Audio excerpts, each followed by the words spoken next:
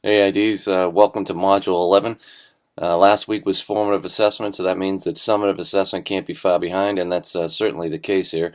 As you know, we're getting near the end. We're starting to just kind of pull things together, and when we're talking about summative assessment, usually that means milestone, right? As we saw last week. So, as we get to something like talking about summative assessments and rubrics and things like that, we know that we're kind of moving towards the completion of the project. So we're getting there, and I just want to invite you to what I think is a pretty darn good week here with summative assessment, because what you're going to be seeing is formative assessment and summative assessment kind of go hand in hand. They certainly have a relationship, and in given situations, one can be interpreted. It can be interpreted one way. It can be interpreted another way in other situations. Depending on the situation that we're talking about.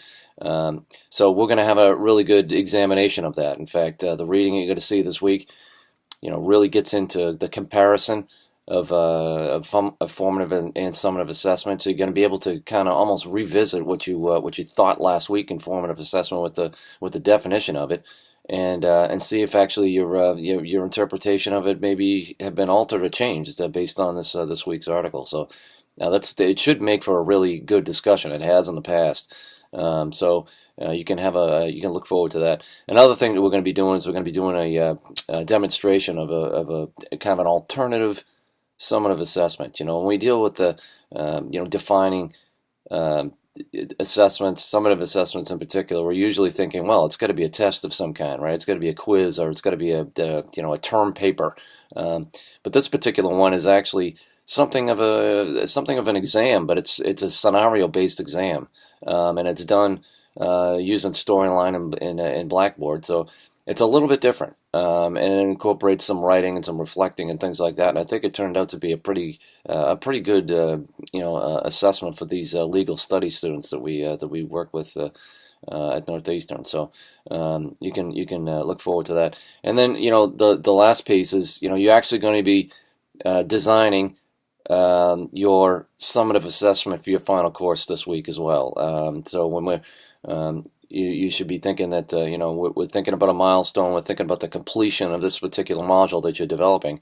How is it that you're going to assess your students with it? And we're also going to be introducing the measuring tool that we frequently use, especially for writing, for projects and things like that. The rubric.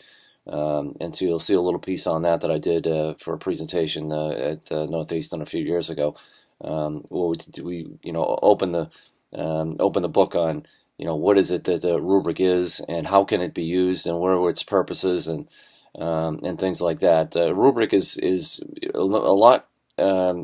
It's more than just a measuring tool or a grade sheet for projects and for papers and things like that. It actually serves a number of different purposes, and that's the thing that we're hoping to bring out with that. So I hope you get something out of the rubrics discussion as well. That's about it. I hope you have a really wonderful week. And if you have any questions, of course, that's the Q&A forum, and of course the email if there's anything with that. And have just a wonderful week, and we'll see you online. Bye bye.